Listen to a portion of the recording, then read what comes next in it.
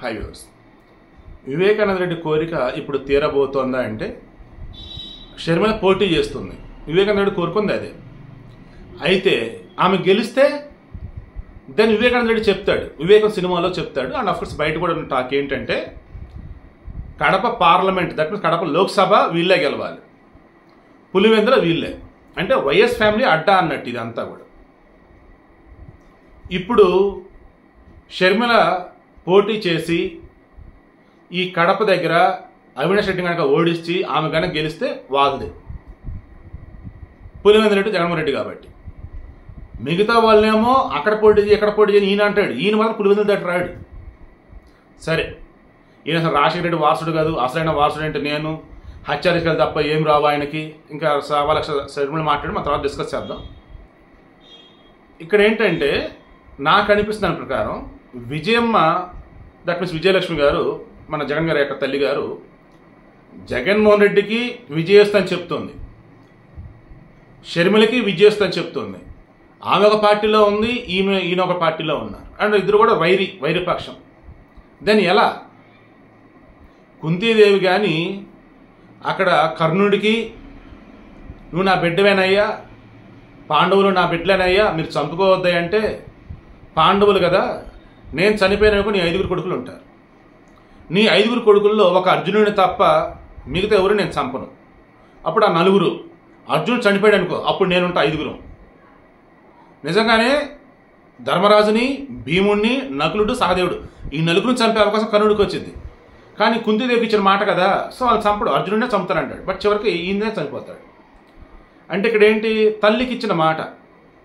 అలా ఇక్కడ వీళ్ళిద్దరూ ఒక మాట ఇచ్చున్నారని నాకు అనిపిస్తుంది. ఏమని? 80% కడపలో టీడీపీగా గెలవనివ్వం, మన ఫ్యామిలీ వల్లే గెలవాలా. అవినాష్ రెడ్డి గెలిచాడు అనుకో ఎప్పట్లాగే, ఒకవేళ అవినాష్ రెడ్డి గెలవలేదనుకో నేను గెలవాలి. దెన్ అప్పుడు ఏం చేయాలి? జగన్మోహన్ రెడ్డి వైఎస్ రాజశేఖర వారసుడు కాదన్నట్టు, ఏది రాజకీయ వారసుడు కాదన్నట్టు. ఏమైతే అసలు రాజశేఖర రెడ్డికి పుట్టలేదన్నట్టు గలీస్తరంగా మాట్లాడు ఈ వైసీపీలో ఎత్తిపాడు. ఈ మట్టగా తెలివిగానే ఉంది, ఆలోచించి మాట్లాడుతుంది. మేబీ అంత స్క్రిప్టో లేదంటే మొత్తం అన్నా చెల్లెలు ప్లానింగో తెలియటం కానీ, బట్ నాకైతే మొత్తం ఒక జగన్ నాటకం అయితే అనిపిస్తాను. జగన్ ఆడుతున్న జగన్ నాటకమా, విజయం ఆడుతున్న జగన్ నాటకమా, లేదా వాళ్ళ ఫ్యామిలీ అంతా ఆడుతున్న జగన్ నాటకం నాకు అర్థం కావట్లేదు. మరలా అగైన్ పాపం వైఎస్ సునీత రెడ్డిని అమాయకురాలు చేస్తారేమో నాకు తెలియటం. సో నాకు అనిపిస్తుంది ఏంటంటే కడప ఎంపీ సీటుగా టీడీపీకి పోవద్దు, 80% ఇక్కడ మరలా వైఎస్ ఫ్యామిలీ వల్లే గెలవాలి. ఎందుకు? కడప లోక్సభ సెగ్మెంట్ కింద వచ్చేసి 6 అసెంబ్లీ 7 అసెంబ్లీ అన్న ఉంటాయి. వన్స్ ఇక్కడ గెలిచారని ఎంపీగా రిమైనింగ్ వాటి మీద ఎఫెక్ట్ పడుతుంది. అప్పుడేమైంది, కొన్ని దశాబ్దాలుగా వైఎస్ ఫ్యామిలీ హవా సాగుతున్నట్టు అక్కడ ఇక వేరే వాళ్ళ హవా మొదలైంది. నెమ్మదిగా కుకట హవాలు ఇక్కడ తీసేస్తే ఇంక వాళ్ళ ఫ్యామిలీ వచ్చేసి రాజకీయ కష్టం ఎదగటం. సో వేరే వాళ్ళు రావద్దు, మన ఫ్యామిలీనే ఉండాలి. అది కూడా ఎలా? ఐదర్ మన సింపతి అయినా రావాలా, మన సపోర్ట్ అయినా రావాలా. ఇప్పుడు నాకున్న అప్డేట్ ప్రకారం తెలుసో తెలియకో టీడీపీ వాళ్ళు షర్మిలకి ఇండైరెక్ట్గా సపోర్ట్ ఇస్తున్నాడో తెలుస్తూ ఉంది.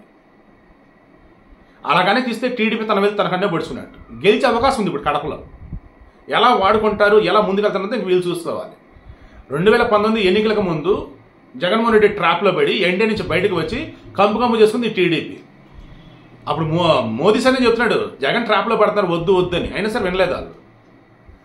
ఇప్పుడు వచ్చేసి కూడా ఏంటి, షర్మిల యొక్క పొలిటికల్ ట్రాప్లో పడుతుంటే నాకు అనిపిస్తూ ఉంది. ఇక్కడ అఫ్ కోర్స్ వెనకాల జగన్మోహన్ రెడ్డి కూడా నాకు అనిపిస్తుంది. నేను మరలా చెప్తే గుర్తు, రాజకీయాలలో ఏది నిజం ఏది అబద్ధం మనం అసలు అర్థం చేసుకోలేం.